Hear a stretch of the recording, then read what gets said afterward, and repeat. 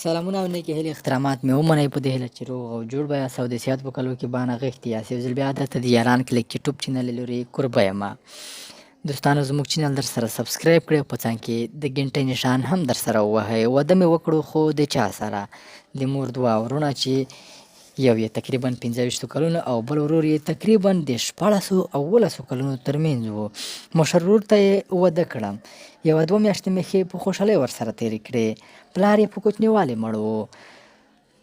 د دغه 2 میاشتو په جریان کې تقریبا د 70 او 80 کلونو ترمنځ مور هم مړه شوه.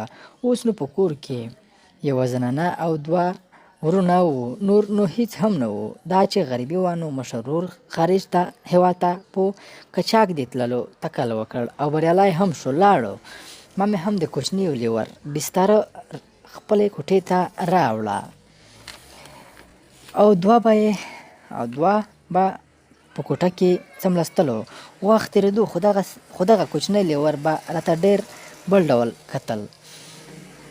یوه شپه د ماخوستن په کټ کې پرته وم چې یو شی مې مخ ته راولګېدو. غږ مې کړ، څوک یې؟ غلی یې وویل، زه یم، اوبه څښم. لاسي بجلي مې بله کړه او لیور مې د کټ سر ته ولاړ و. اوبه مې ور وښودې، اوبه یې وڅښلې خو په ډېر عجیبه شکل خپل ځای ته ولاړو.